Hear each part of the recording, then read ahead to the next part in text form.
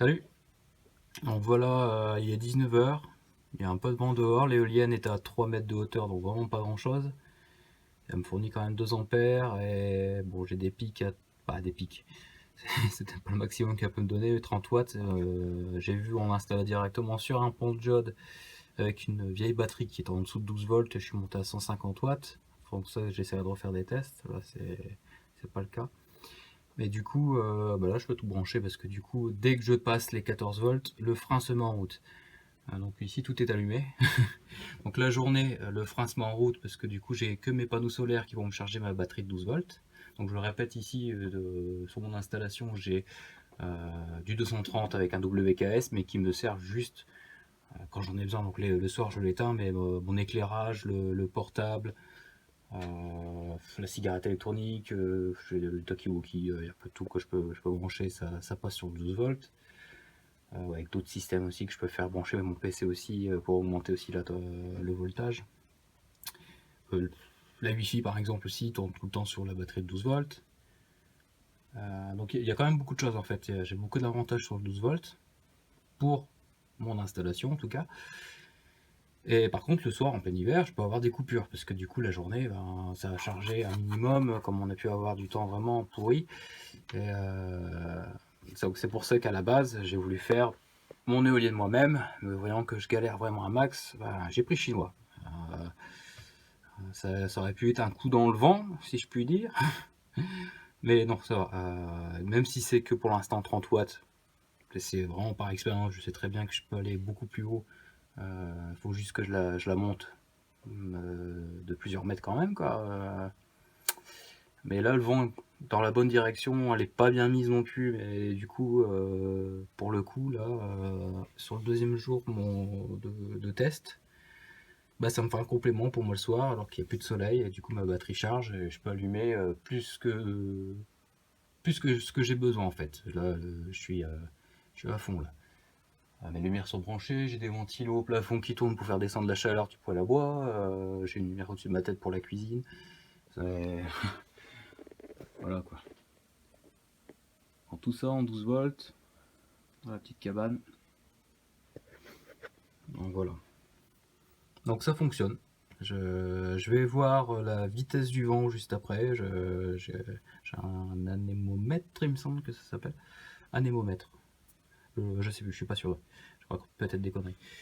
Donc je vais voir la vitesse du vent, comme ça on peut se faire déjà une idée par rapport à ce qu'elle fournit à cette hauteur-là. Mais il faut dire que j'ai vraiment un couloir de vent ici l'hiver qui est. Il faut surtout voir ça quoi. Une éolienne ça se met pas non plus sur n'importe quel toit, ça se met pas non plus dans n'importe quel jardin.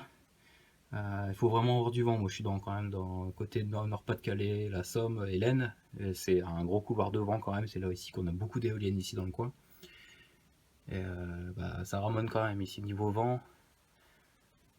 Et voilà, donc je vais calculer un peu, voir un peu la vitesse du vent pour se faire déjà une petite idée de ce que ça donne à cette hauteur et à la vitesse du vent pour voir le complément. Enfin, voilà, bref, vous avez compris. On voit la bête qui tourne.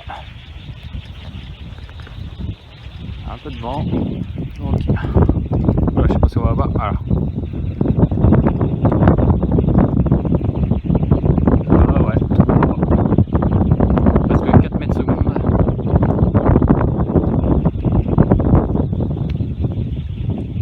Donc c'est vraiment pas grand chose.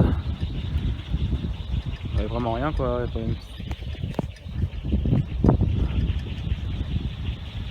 Elle fait pas trop de bruit. Normalement j'ai un mot. On va voir en km/h ce que ça donne. Ça vous fera une meilleure idée. Voilà, attendez. Attaque.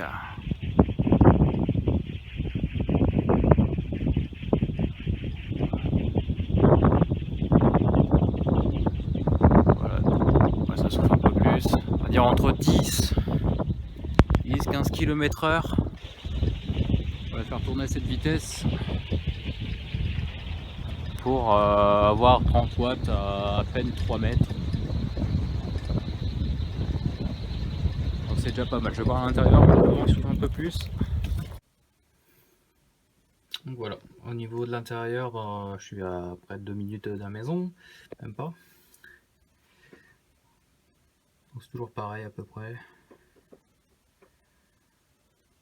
25 watts, ouais, 30 watts. Alors, ce qui peut être intéressant, c'est qu'ils la font en 24, 48 volts. Et par la suite, j'achèterai peut-être une, en sachant qu'elle fonctionne et qu'ils sont assez sérieux, que c'est pas l'arnaque comme beaucoup d'éoliennes. Déjà vu beaucoup de vidéos sur françaises justement qui montrent des vidéos où ils ont essayé qui captaient juste 1 ou 2 watts alors que l'éolienne tournait à max. Voilà, je suis assez content quoi. C'est vrai que ça fait peur d'acheter un peu chez eux, à des prix des fois, c'est toujours un prix qui défie toute concurrence, mais là j'ai dépensé 230 € pour celle-ci. Ça fait flipper quand même quoi, en se disant on va la monter et ça ne va pas fonctionner. Il y a la guilde des courgettes, il me semble qu'il en avait acheté une justement, ça doit être en 48 chez What You Need, et pour l'instant, ça lui donne rien. Ça serait sympa d'en avoir une de 48 qui peut couvrir la nuit la consommation déjà de notre onduleur, qui est à peu près moi qui a 5000 watts. L'onduleur doit faire 50 watts de consommation à vide. Si j'ai une éolienne qui est montée sur un mât 12 mètres voire plus, celle-ci déjà comme d'éolienne monte normalement sur l'étiquette à 500 watts. Je compte pas sur les 500 watts. À mon avis, il faut une sacrée tempête. Mais si je peux en tirer 150, 200 watts, je vois quand même que ça peut être utile en off-grid, bien sûr, parce que je ne suis pas raccordé à l'EDF. C'est toujours un complément qui est intéressant. Malgré le prix, ça sera jamais rentabilisé. Peut-être d'ici 200 ans, si elle fonctionne encore, mais pas de mon vécu. En tout cas, ça, c'est complètement impossible. Il ne faut pas acheter une éolienne pour faire des économies. Ce sera plus dans l'objectif d'être de couper le cordon ombilical avec Enedis, EDF ou n'importe quel fournisseur. Voilà, je continuerai à faire d'autres vidéos quand il y aura du vent, bien sûr, quand elle fonctionnera. Ou si vous voulez d'autres vidéos, par exemple, sur mes panneaux, ou des explications, comment tout fonctionne, comment je sais pas.